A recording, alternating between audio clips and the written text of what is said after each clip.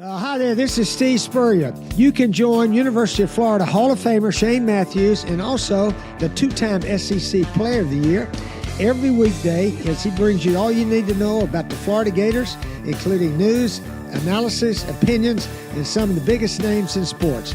You can find him on Spotify, Apple Podcasts, Google Podcasts, or wherever you listen to your favorite podcasts. Or you can watch him live at 8 a.m. on Facebook, YouTube, or Twitter.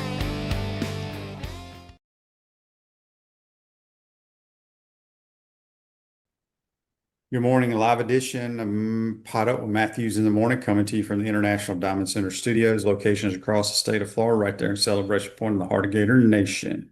Go check them out. Today's show, we'll have JC, we'll have Graham Hall. Graham Hall is at the basketball game at Madison Square Garden, get his thoughts there, and coaching hires and portal, all that stuff. We missed it last night. Buccaneers blow a big lead to the Falcons. One of the greatest games ever for uniforms. JC, you're on the Tight Number hotline, courtesy of Comfort Yeah. that was the old school Atlanta Falcons, Tampa Bay Bucks, and those uniforms, I think, just were a indication of things to come, meaning another loss. And I don't know what's the problem with Tampa Bay. They've lost 5 of their last 6 games. They've lost 2 straight home games to New Orleans and Atlanta, who are 2 of the bottom dwellers in the NFL.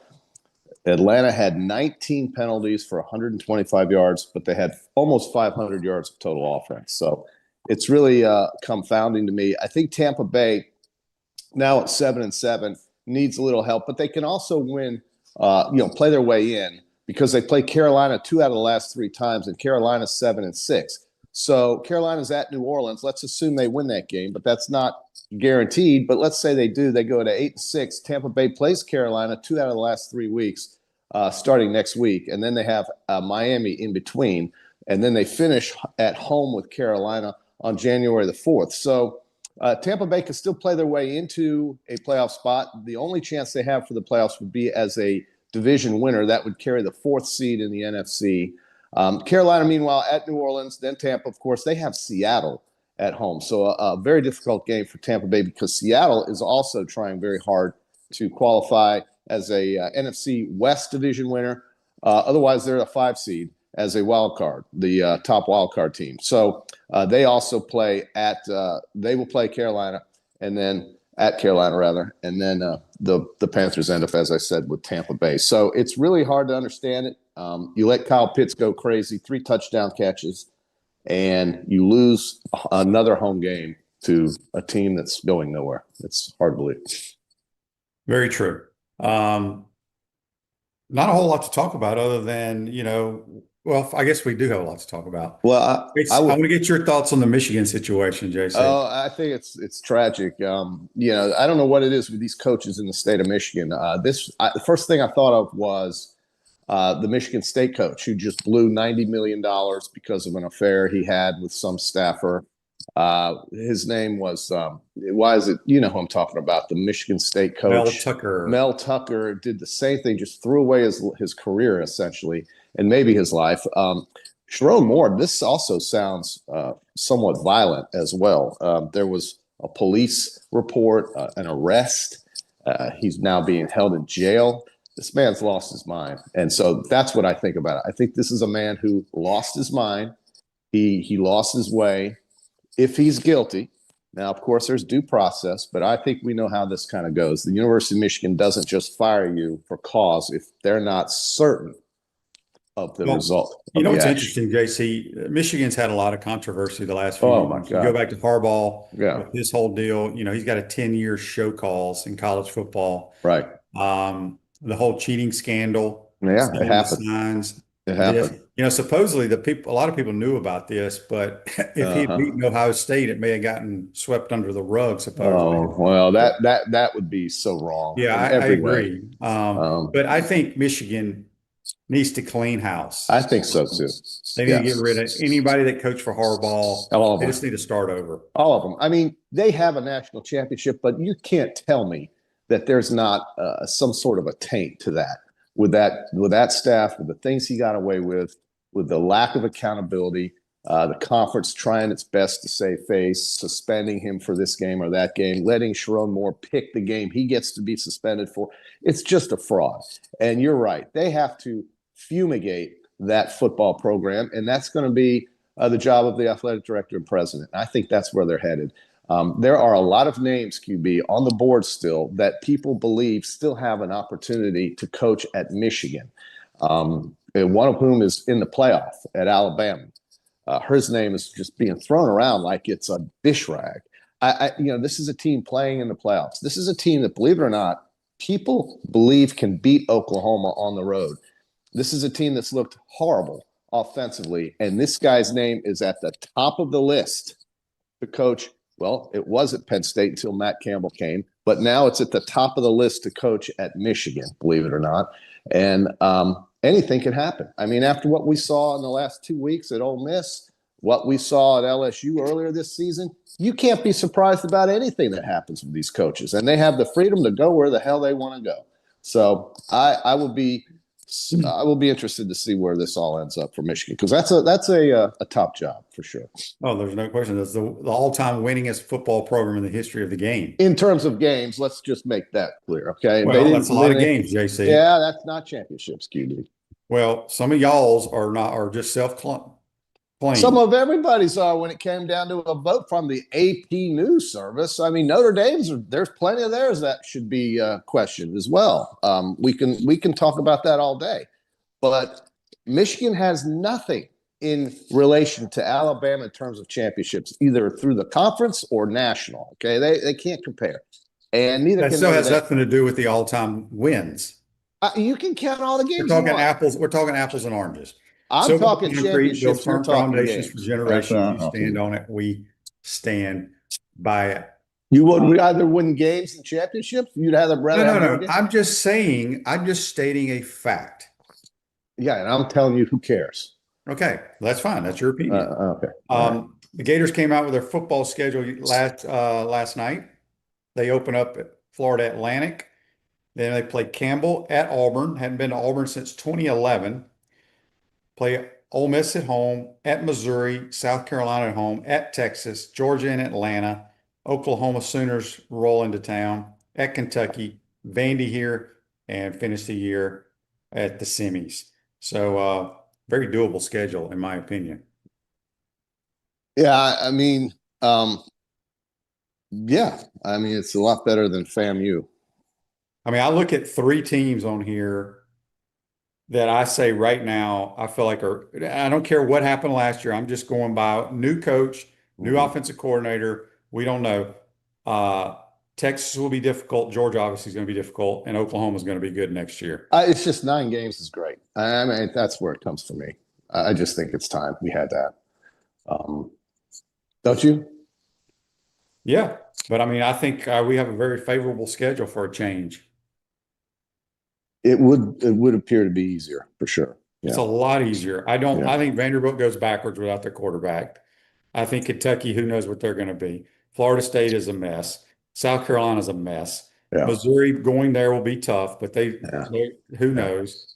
Ole Miss is probably going to be a little bit different. Auburn's going to be a little bit different as well. So I think it's very doable. I agree with that, but everybody who's got Florida on the schedule says they're a mess. No, so they are. There's no question about it. It will see. We don't have teams that we looked at last year and we said we have no chance of beating them. Yeah, it's true. Yeah, I like it. I like the schedule. I think it's cool to have Oklahoma, on there. That's not a team Florida plays much, and they did a national championship. Well, yeah, I don't think so. Played them in Miami. We all remember that night, but in 08, I guess it was 09. But that's a good schedule. I like that schedule. I mean, it's a good schedule for a new coach coming in. Not having to face those road games and whatnot. Did you see any other schedules or just that one? I watched the show last night. I didn't watch it. I want to say Mississippi State again has the hardest schedule. Oh, jeez. What do they hate about Mississippi State? Yeah, maybe it's just also hard because they are Mississippi State and their chances for win But I think they're on a program on the upside. They're playing a little bowl game. They're in the Mayo Bowl in North Carolina because of the way the bowl things worked out this year. It's kind of a mess. 5-win team usually doesn't qualify for a bowl game unless there's spaces, but some teams have opted out of bowl games. Well, you also, if you're under 500, you have to have a certain graduation rate, and they did. So it allows them. So here's who Mississippi State plays next year. They open with Louisiana Monroe. They're at Minnesota. They're at South Carolina. Missouri at home, Alabama home, at LSU, Oklahoma at home, Texas at Texas, Alabama, LSU, Texas A&M, and Texas all in a row. So they play Alabama on the 3rd. They have a bye week. Then they're at LSU.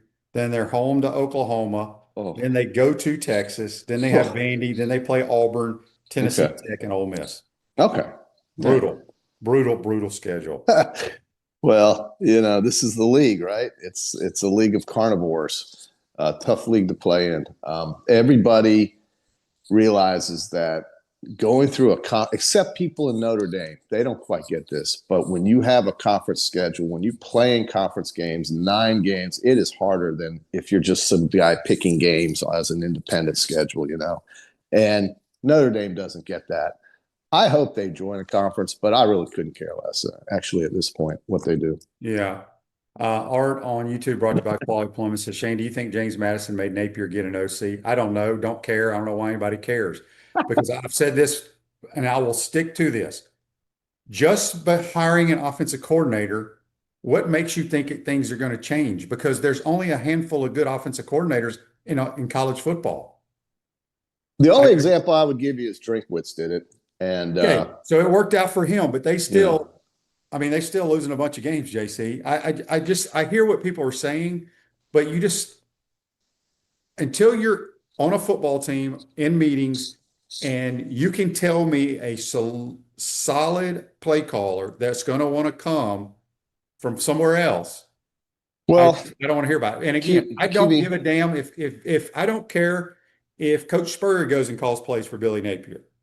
Who cares? He's gone. He ain't our coach. I think he's gone. No. I just think, and there's no reason to get all worked up about it because it's not a big deal. I will say this. But I think our coaching staff that John Sumrall has brought in so far is light years ahead of last year's. Without a doubt. Light years. And I think his football team will be light years ahead of what we've watched the last 4 years. But I think you can't go any worse. Right. And people's frustration was, after watching the same crap for 3 years, why wouldn't he adapt? Why wouldn't he change? That's what the problem is. I get that. But again, I go back to Will Muschamp's years. He had 4 different offensive coordinators every year. Nothing changed.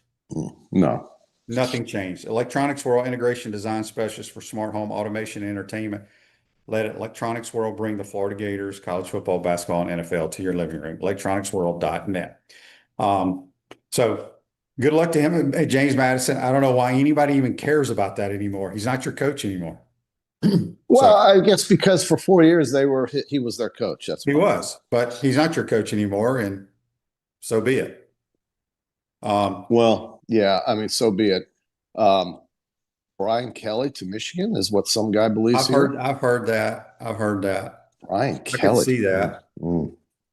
Well, yeah, I could see it as well. I don't know if Brian Kelly still gets paid from LSU if he takes another job. I don't know if they were dumb enough to negotiate that like Florida's was, but to negotiate it that way. But we'll see. Or LSU is. I mean, they negotiated Lane Kiffin that way, so that's just the way it goes. So Brian Kelly could be another coach at another school up north. It's so ironic how when he was at Notre Dame and he got buried in the national championship game in 2014 to Eddie Lacy and AJ McCarron and people like that. He said, we just don't have the horses and the athletes, the type of athlete to compete on a national championship level. He then goes to LSU where they do have those players and he still sucked. So I don't know what his excuse was at LSU. Don't care either, I guess.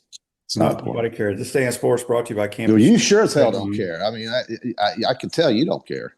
I'm not a big Brian Kelly guy. Yeah. This Day in Sports brought to you by Campus USA Credit Union. We're proud member Stephen Orr Spurrier Banks. In 1992, my man Gino Toretto wins the 58th Heisman Trophy on this day from the University of Miami. Gino. Hitches and go routes. That's what he did. That's right. Throw it up there. Let Lamar catch it.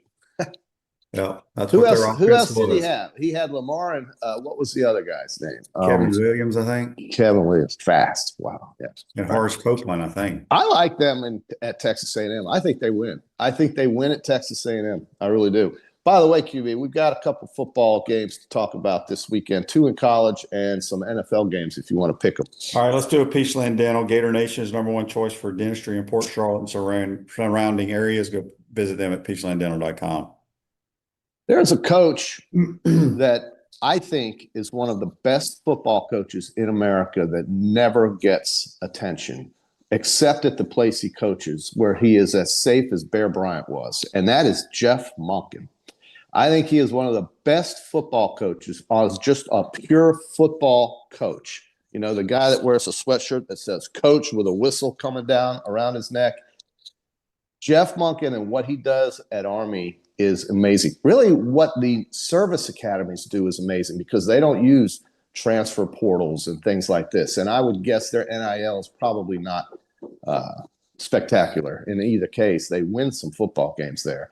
And last year, of course, Army won their conference, the American Conference. And here's Navy with a fantastic quarterback, Blake Horvath, getting to play Army in Baltimore this year. That's where the game is. And, you know, this is the only game of the day that we watch. And it's a touchdown spread, 6.5 points. Navy is laying to the Army. And everybody I look at who handicaps this game, who is handicapping this game, is taking the Army. And I don't know what these teams are good at other than I have seen Navy play, but I have not seen Army play. But Army started slow and then really picked it up as the year went by because that's just what kind of coach he is. He's outstanding. He'll do anything. He'll run wishbone. He'll run pistol, whatever. I think Army they run the triple option out of the center. Well, triple option. Army is getting 6.5 points, and I think that's enough for me. I'll take the midshipmen. I just think they're way better than Army. I know it doesn't matter in this game, but probably it's basically an inter-squad game. I think Navy's the better team. 38.5 over under. Under their games. Under. Like 12 out of the last 14 have gone under, I think. Okay. So why not? You like trends, go with that. Yeah. We also have this game called the Los Angeles Bowl, and the Los Angeles Bowl starts off the bowl season at 8:00 after the Army-Navy game. So I was wrong. It's not the only game on TV. It usually is, but somehow the Los Angeles Bowl popped in, and this is quite a competitive game between Boise State and the Washington Huskies. So in this game, you've got I guess they're the MAC champion Boise State Broncos who beat Dan Mullen and the Running Rebels of Nevada, Las Vegas. Mountain West champs. Mountain West, right. Okay. And Mountain West champions Boise State are catching 9.5 against Washington. I'll take that too. I'll take Washington. Why? Boise's a very average football team. And Washington isn't? I think they're pretty good. I think they got a dynamic quarterback. I think they can cause some problems. We'll just see. It depends on who wants to play in this game. I'll go with the Huskies. I guess you could say that for all these bowl games. Who wants to play? Who doesn't? But I would say, and you can confirm this as a former football player, every time you have a chance to go on the field, you want to look good, right? I mean, I hope. We have an NFL schedule here with basically 3-4 weeks left. This is week. Let me see what week this is. The week numbers are crazy. This is week 15. Thank you, Zach. Week 15. Gosh, it seems long. And there are 5 games with double-digit spreads. 5 games, and we'll start with a desperate team in Kansas City who knows now they cannot win their division. But they are at home against the Superchargers. And there you go. Thank you for that graphic, Zach. The Superchargers plus 4.5. Somehow the Chiefs are laying 4 again. I got to take Los Angeles, don't I? I mean, Kansas City doesn't look right. They don't look right. If they win, it's by a field goal. You still cover if you take the Chargers. Give me the Chargers. I'll take the Chiefs at home. Desperate team. They were last week as well, and couldn't get it done. Chargers having issues on the road. Okay, so then, this will be one of the last games at Kansas City this year because they cannot win their division and they will not host the playoff game if they even make it. Green Bay, however, will make the playoffs, as will Denver. And Denver is an underdog at home to Green Bay. I don't care who's playing, what the health situation is. You give me a team like the Broncos getting 10 points in the Mile High City against the Packers who have struggled and lost games on the road this year. I'm taking Denver. I can't imagine. You just told me Denver at home is getting 10 points? They're getting 2.5. Did I say 10? Oh, you said 10. Jesus, no. I will take the Packers. Somebody knows something in that game.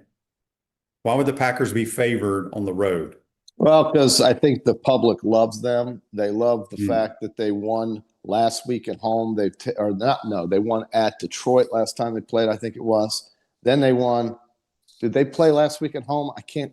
For some reason, I'm drawing a blank. It's all this traveling I did this week. But Denver, to me, at home is the play. Anyway, you got Green Bay. All right, Carolina. Here's another one. They're playing for a division title. They're 7-6. They saw Tampa lose last night. This is an important game for them to get a game ahead of the Bucs before they have to play the Bucs next week at home. But they're playing in the Dome against the Saints, whose quarterback Tyler Shuck basically said after the game last Sunday they can beat anybody in the NFL. And I guess you can make that case in the NFL because they're all pros. Yep. But New Orleans is not a good team record-wise. Not at all. And they're playing and catching 2.5.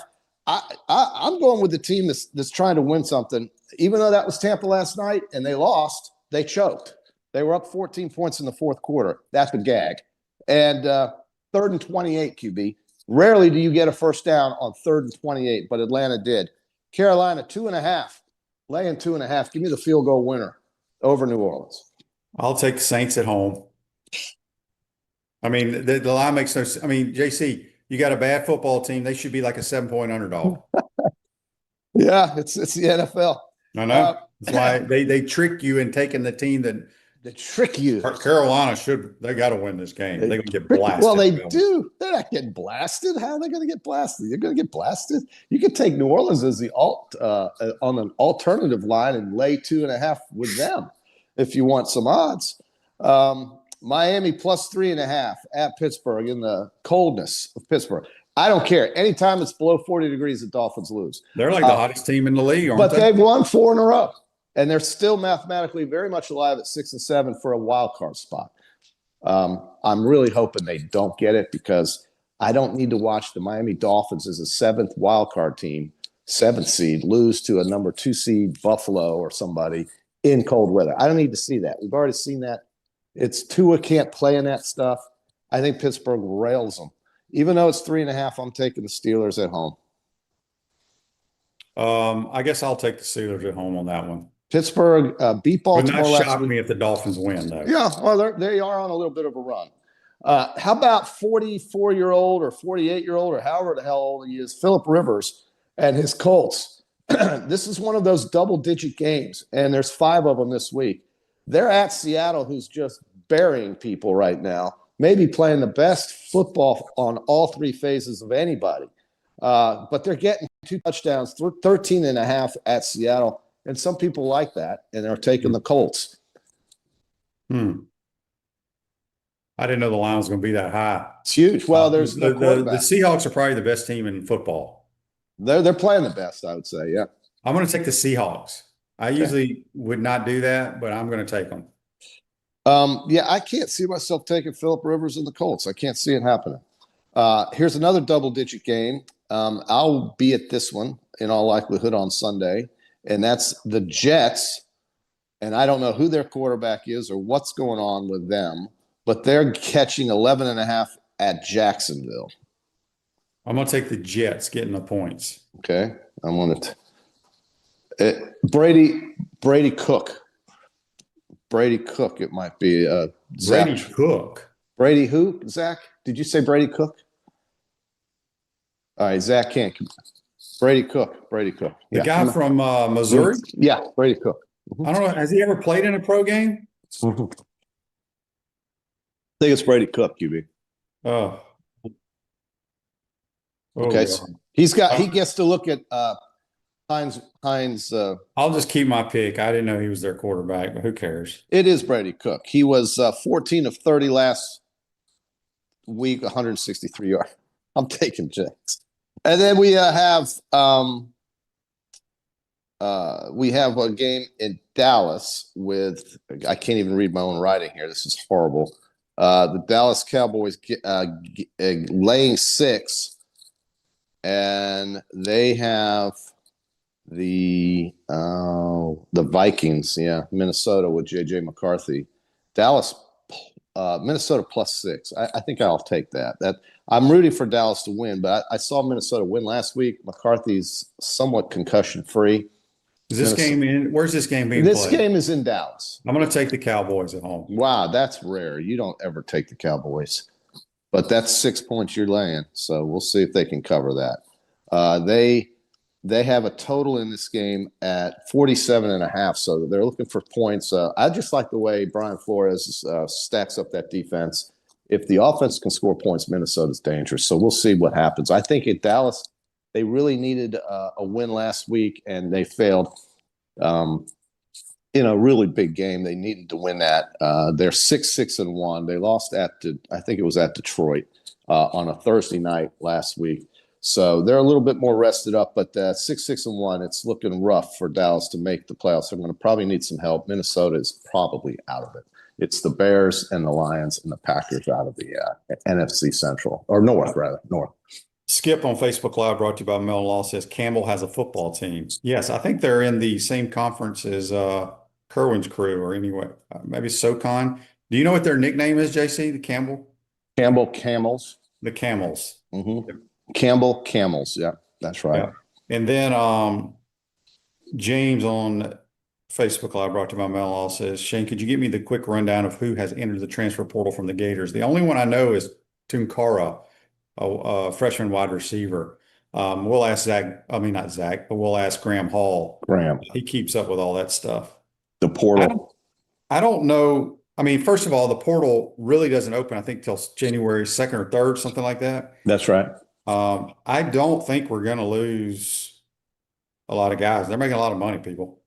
They're making a lot of money, and it's, moving can be a real pain. And not for them.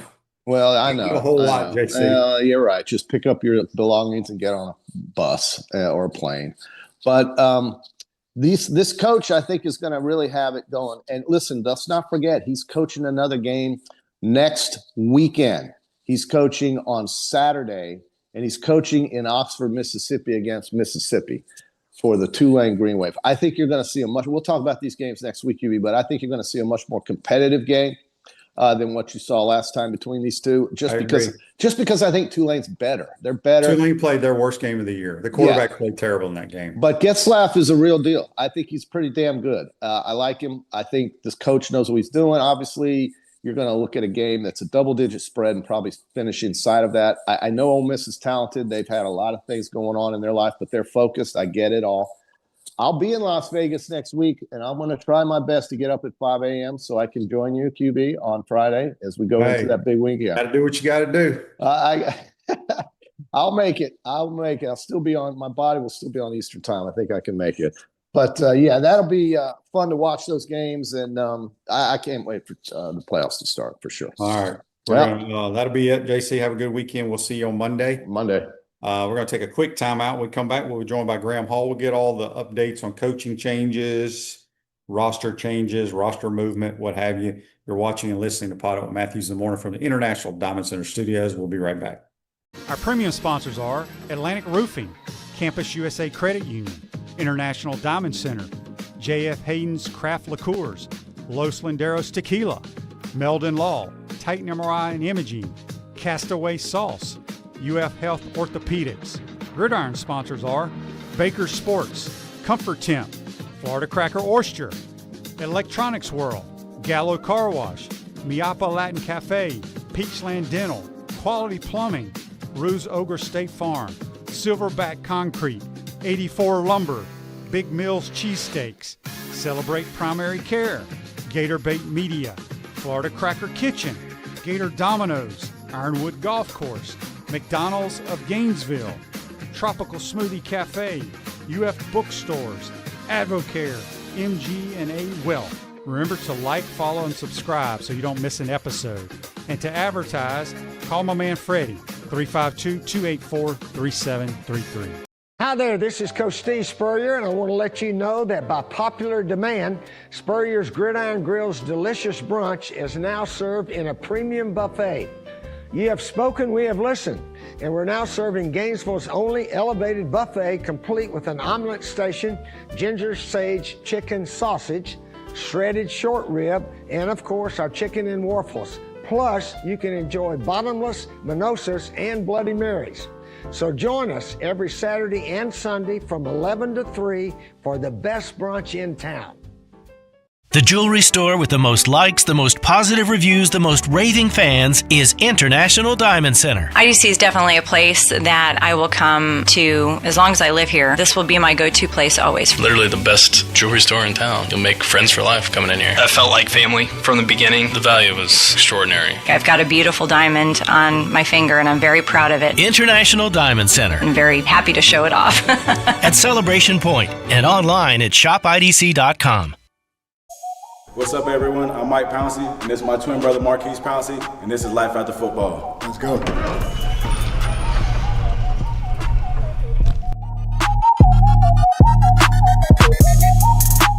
We are the owners of Tropical Distillery, and JF Hayden's is our liqueur brand.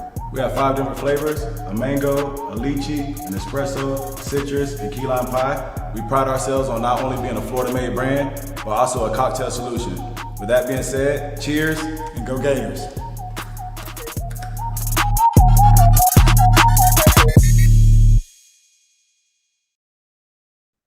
Welcome back to the International Diamond Center Studios. Florida Cracker Oyster Bar and Grill is the ultimate spot for seafood and more. No matter the occasion, they're ready to welcome you. Florida Cracker style. Check them out in Keystone Heights. Back to the Titan MR Hotline, courtesy of Comfort Temp, our man Graham Hall.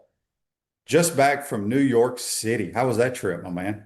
It was quick, man. I flew out the day of the game on Tuesday, flew out from Orlando at around 2 o'clock, got in right as around the Clemson BYU game was starting. I actually got there with about 8 minutes left in that game, and then Clemson goes on a 21-0 run to close the half. And I was like, oh man, BYU, which came to the game 7.5-point favorite, I was thinking they were going to get blown out, but they came all the way back. AJ DiBonsa is fantastic. I mean, there was a stretch there where he had either scored or assisted on 30 of 36 points in the second half. And then getting to watch a buzzer beater in Madison Square Garden was awesome. And then, I'll say this, obviously the Florida UConn game didn't go the way that Florida fans wanted it to, but that was a heck of a game, an exciting game. And the optimistic perspective you could easily take is that Florida is going to be better for both the UConn game, the Arizona game, and certainly the Duke game. That's 3 teams that are ranked inside the top 5. Arizona is now number 1 in the country. UConn is certainly really, really good. Duke is a top team. I watched them a couple days later go into Michigan State and win that game, and looking ahead a little bit at this basketball team, they got a tough game on Saturday against a George Washington team that's ranked pretty good. They're better than I think a lot of people realize. They're number 83 in KenPom, which is higher than some teams like, in the SEC, like Mississippi State. But if they win that game, 3 easy bye games the rest of the way to close out non-conference play, and then they take on Missouri and Georgia to open SEC play, they could not lose again for another month is what I'm saying. So it's way too early to panic, in my opinion, even though there's a lot of issues they got to fix. Andy's question for you, Graham, on Facebook Live brought to you by Mel. Who's going to come off the bench on that second unit to score? We're lacking there. Yeah, I actually wrote about that yesterday. I kind of cringe sometimes when I'm solely plugging my work, so I'll give the gist of it now. But that's a huge issue for Florida. Last year they had a deep bench. They thought that they would have a little more bench production this year. They signed 2 really talented freshmen. CJ Ingram is playing more than Alex Lloyd right now because CJ Ingram's defense is just it's better than a freshman should be, but obviously he has work to do offensively Micah Handlockton started the season really, really strong with back-to-back double-doubles, but he's had just 6 points over the previous 6 games. He's had a couple of games where he didn't score. He had 2 points the other night against UConn. He does a great job on the glass, but they need him to be more assertive around the rim. Urban Klavzar was held in check. Urban went out there to San Diego and had 2 really, really good games. He had 20 points and 15 points, but he wasn't able to really get some space to hit open shots. They had 6 bench points against UConn, got outscored by UConn's bench by 14 in a game they lost by 4. So having more bench production is certainly something that this team is going to need to work on, whether it's Isaiah Brown, who didn't play against Duke, he didn't play against UConn, whether it's if AJ Brown gets cleared here, which we'll know in a couple of weeks if he's going to be able to play this season. They're still making a decision on him, but he could give you some shooting. He's a really good shooter. He may be one of Florida's best long-range shooters, and if you can get him back, you may have some more, potent production from your bench, especially when you need long-range scoring. And then, the freshman, if Alex Lloyd continues developing and is able to play some more by SEC play, that would really help Florida. But the matter of the fact is the bench is not where it needs to be, and that impacts the starters because if Boogie Plain gets in foul trouble like he did the other night, or Thomas Hout continues to play 36, 38 minutes every single night, you're going to feel that by February. So Florida needs to identify a couple more guys who can take some of the load off of the starters from a minutes and a scoring production standpoint. Yeah, Gators play tomorrow down in the South Florida area against George Washington. They got like 4 or 5 games, then we hit conference play, something like that. Yeah, George Washington in the Sunrise Classic, they're playing, in Sunrise in the Orange Bowl Classic where the Florida Panthers play. Really good atmosphere. I don't know how much longer Florida will end up playing in this event. There's some contract things where they, had to play in this one. But then you look at the rest of the schedule. I mean, St. Francis, I'm not talking St. Francis Catholic High School. They're a little bit better than that. Colgate, and then a Dartmouth team that Xavier Lee was really, really good against last year. I mean, I think he had 51 points or something like that combined when he faced Dartmouth last year when he was at Princeton. So 3 straight games, then you go on the road to Missouri January 3rd to open SEC play. Then you take on Mike White and the Georgia Bulldogs on January 6th in Gainesville for your first SEC home opener, and then Tennessee on January 10th. So like I said, Florida's going to be favored in all 7 of those games I just mentioned the rest of the way. So I know they're sitting here at 5-4 right now, but in a month they could very well be 12-4, and maybe people will think the sky is falling a little bit less. Well, if you look at last year's schedule, if we were playing last year's schedule, we'd probably have maybe 1 loss or whatever at this time. They're going to be fine. They've played just a brutal schedule, but in the long run, it'll pay off. Text on the Titan Mark text line from Josh and Wamama. Florida's home schedule next year isn't very good when you look at what the matchups are taking place in the Swamp. Oklahoma's likely the best game. What games next season are your favorite at home and then away? Obviously, seeing Oklahoma in the Swamp is going to be cool. And then going to Auburn is one of my favorite venues in college football. We haven't been there, I think, since like 2010 or 2011. What do you say about all that, Graham? Yeah, I'm pumped to go to Auburn. I haven't been there. It's one of the couple SEC stadiums I haven't been to. I'm looking forward to that game. I think they'll be a little bit better and a chance for Florida to, beat Alex Galesh, after he got that 18-16 win at USF this year. They're going to look a lot different. They got to go out there and get a quarterback and revamp their roster. But I think it's going to be a really intriguing game, and it's a little bit easier of a start for Florida, certainly. Obviously, the way the schedule shakes out, I don't know if you'd call this a week 0 or a week 1 bye, but this year Florida played August 30th against Long Island University. They don't open the season until September 5th, but then you have 6 straight games. You don't get a bye week until October 24th. So you play 6 straight games. October 24th, you get the bye week after going to Texas, and then you have 6 more games to end the year. You got to go to Atlanta. This is probably my second most interesting game. It's not a home game. It's actually kind of the opposite of one, because we used to see that Florida-Georgia game, in Jacksonville, and be that cool split atmosphere. That's probably going to be a true road game, being up in Atlanta against that Georgia team. So that's really an intriguing one for me. But that Auburn game and Oklahoma, the first regular season matchup ever between Florida and Oklahoma. They've played twice in the postseason, once when it mattered. obviously, to win the national championship. And then once when at the end of the Dan Mullen era, when they lost 55-20 in the Cotton Bowl, having that first ever regular season game against Oklahoma is going to be really fun to see. And it's a chance to see some teams that we don't normally see Florida face or haven't seen them face in a minute in the regular season. So I think overall, the consensus is that the schedule is more manageable from an opponent's standpoint. The way the bye weeks are split up can make some things a little bit difficult with how many games in a row you're playing. But I do think overall, you look at the opponents, Florida has to feel a little more optimistic about their chances next year. Yeah. So this year we had 2 byes. We're only getting 1 bye this year. Yeah, I mean, I guess if you count the week 0. Oh, so so there are other teams playing. So I haven't looked at everybody else's schedule. Does everybody else get like 2 during the season, but our byes before the season?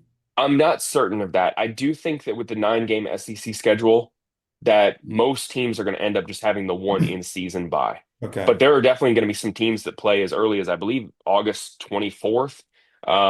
And so Florida's not going to end up playing until September 5th. So there's going to be games going on before that. I don't know if any of those include SEC teams due to the 9-game schedule, but you're not going to have that early season, that early September bye week, the 2 in-season bye weeks. It's really going to feel like 1 right before taking on Georgia. Wally Gator on YouTube, brought to you by Quality Plumbing, says, what will the ticket split be in Atlanta? I know we won't travel 40,000 Gator fans, but we should be well represented. I'm pretty sure they're still going to try to be 50-50 in this game and down in Tampa. Now, we may turn some tickets back over to Georgia. Have you heard anything about that? I have not heard what the plan is. I imagine that a lot of that will be dictated by how Florida is doing. Now, if Florida heads into that game and they're sitting there at, 5-1 and they're coming off a win at Texas, then I do think fans are going to hold on to their tickets. Now, if Florida's sitting here at 3-3 and Georgia's undefeated, then I could easily see a situation where fans are starting to think that traveling for that game may not be worth it. I hope that's not the case for an intrigue standpoint, because like I said, I love the Jacksonville split, and having a chance to go up to Atlanta and actually have a home crowd on your side, whether it's 50-50 or even, 60-40, would really help Florida's chances in my mind. But just the proximity to Atlanta, my gut makes me think that you're going to see a little more red and black in there, and then Florida's going to have to get their get back in Tampa next year.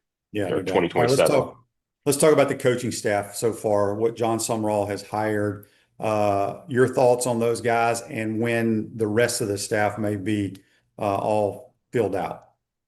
Yeah, I'll start with Brad White because, I guess I kind of fall in the camp of maybe a lot of fans where I saw the hire of Brad White and my first thought was, all right, this is not a really exciting hire. But then I did some research. I looked at the guys that he's put in the league, and I've always said that I think Kentucky is a harder recruiting job than most people realize, because the proximity to just the Big Ten as well, along with competing against all the other SEC schools, and they're not really in a talent, hotbed type area. They have to recruit against Georgia, Alabama, Ohio State, Michigan, and they did a really good job in the last decade, even though they're coming off a pretty bad season, even though they beat Florida.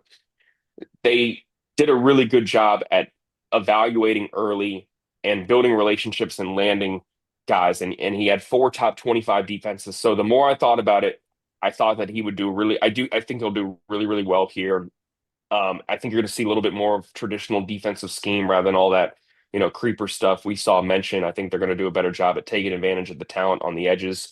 I think that it's a strong hire. But the Buster Faulkner one is the one that really excites me. I mean, you watch his offense at Georgia Tech last year and trying to not really fit, a square into a round hole. He caters his scheme around the players at his disposal. I think you'll see a little more creativity. I think you'll see some unpredictability, which is certainly what fans are calling for. And I think he'll do a really good job at coaching players from a toughness standpoint. And I'm not trying to admonish the previous staff, but you need some guys who are going to light a fire under some players and not, I hate to use the word coddle because I'm sure there's a better word out there, but there is going to need to be, I think, a little bit of an increase in aggressiveness from a coaching and development standpoint with all the talent that's at Florida's disposal. I think that's going to be an objective when the entire staff gets here. So I think the hiring of Buster Faulkner is really exciting. And then what could be ahead? Shakir, Derek Nix, whether it's someone like Rashad Staples, obviously Phil Troutwine is one that could be huge for Florida. Just the job he's done at Penn State, getting someone back who was here in 2008. He's interviewed and has spent a couple days in Gainesville recently. Maybe he has another opportunity out there that he's waiting to see how it shakes out. But I look at just who they've targeted, and I feel really optimistic about Florida's staff next year. And you're going to see some moves, I think, early next week, maybe through the weekend here, as Florida looks to fill out its staff. But it's a strong start, in my opinion, for John Summerall. Yeah. All right, we've had a bunch of people comment and ask questions about the transfer portal, which starts first week of January. The only official player that I can remember was the wide receiver Tunkara. Has anyone else entered it? Do you expect any other players to eventually go into the portal? Yeah, Tavoris Brown announced that he's going to enter the portal as well. He's someone that the previous staff was pretty high on. They added him before last season. He's got good frame, good size, but he'll probably play more elsewhere. And then I think the other one that you can easily just point out is Tank Hawkins, given that he opted out of the rest of the regular season, preserved his red shirt. That tells me that, I hate to use the term quit. I'll use the diplomatic answer of business decision. I don't think that's going to be looked at too kindly from his returning teammate standpoint. You can't just opt out of the season and then come back into the locker room as if everything was all good when your brothers and your teammates were out there putting their health on the line, even when Florida was out of bowl eligibility. So I would expect those three to enter the portal. And I do think certainly that there's going to be, double-digit players who enter for Florida. I don't think you're going to see like a mass exodus necessarily. One of the benefits, and we've talked about this, was the portal not opening right away when the coaching, change was made, where Billy Napier was fired. That allowed not just players to think wisely about their decision, but from a back end standpoint, having a general manager in place, having the ability to work with a collective who can negotiate deals behind the scenes, that allowed Florida's athletic department to kind of figure out who they wanted to keep and the guys that they identified keeping. It gave them additional time to negotiate whether an increase in NIL money or figure out a structure that could bring a player back for next year. So I think there's obviously going to be some players who enter, but they're prioritizing a lot of the young players. Jaden Baugh, Miles Graham, Vernell Brown III, obviously. There's a lot of key young players that Florida intends on keeping. Jaden Baugh is near the top of that list. But you're obviously, from a depth standpoint, going to see some guys enter the portal here, and you'll see announcements trickle in. These are obviously discussions that are happening behind the scenes. It's no secret that I hate to call it tampering, but with agents now, there's ways that communication gets out and that agents reach out to other teams, and that's happening actively right now. So you're going to see announcements consistently until the portal opens on January 2nd. And I will say, January 2nd to January 16th is going to be absolutely wild. A 2-week, portal window. We cover the portal, but for Florida and obviously who they're interested in, but imagine covering the portal at a national level from January 2nd to January 16th. There's going to be more than 1,200 players probably who enter the transfer portal. You're going to be tweeting nonstop if you're covering every single one of them. I don't envy those guys during this stretch. It's going to be really, really hectic. Castaway Hot Sauce, try their signature ball kicker hot sauce inspired by the HBC, Steve Spurrier, and his famous kick in 1966. And go get you some. It's right here. Graham, let's go back to the portal. Let's be the last thing before we get you out of here. That 2-week window. So basically, if you don't go in the portal, you go through spring practice, you're on whatever team you're on. You get beat out or whatever, or you don't like the coach or whatever it may be. And let's just use Florida, for example. What is the option? What does a player, what are his options? Can he just transfer and just sit out? How would that work? Yeah, it's a good question. I mean, you could sit out technically, but then you're not playing anywhere. Right. Graduate transfers are going to be able to, from what I understand in May, if they graduate from a university, they'll be able to graduate transfer elsewhere. But this is where it gets a little unclear to me because you had a situation, I believe it was with a player coming from Wisconsin that was joining Miami. They challenged the decision to be able to transfer without ever entering the portal. And that's clear cut tampering in my mind, and not trying to accuse anyone of anything. I got to be a little careful about what I say when I'm accusing a school of something. But that tells me if they're transferring without entering the portal at the end of a semester to another university, that means they've already had communications with that school that they know that they're transferring and enrolling at a school with a guaranteed spot and scholarship at that university. And that's not how it's intended to work. The portal is intended to allow schools to freely communicate with players at another institution currently. The rules, even though we're trusting the NCAA to enforce them, which yeah, I can stop there, are intended to bar schools from tampering and talking to players who are enrolled elsewhere.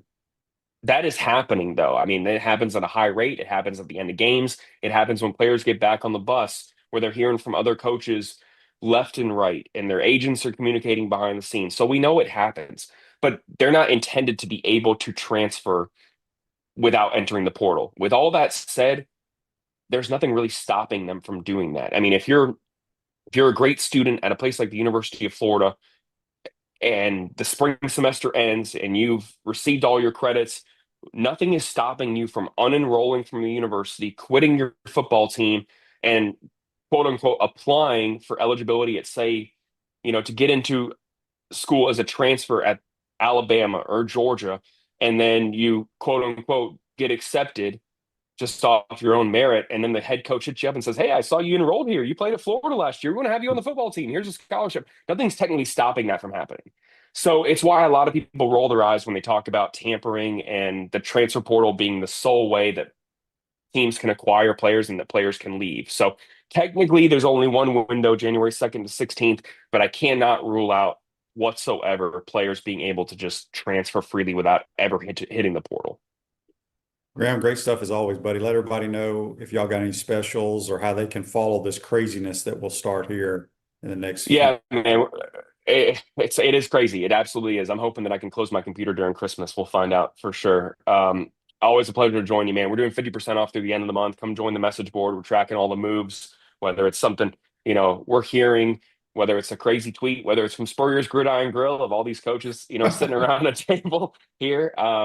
It's always a fun time over there. We'll have basketball coverage throughout the weekend. We'll be covering the portal, recruiting, everything, you name it. It's never a dull moment here in Gator Nation. And I know we're going to do this again soon, man. We're going to have a lot to talk about in the months ahead. It's about to get really, really exciting, certainly after it's been a little bit of a lull for Florida fans. So I'm looking forward to it. Yeah, Graham, great stuff as always. Happy holidays. We'll talk to you soon, bud. Happy holidays, y'all. Thanks for having me, man. That's Graham Hall. Does a tremendous job covering the Gators. Miapa Latin Cafe. Order your holiday package today. No one does catering like Miapa Latin Cafe. Have a great weekend, folks. We'll recap it all on Monday. See you then.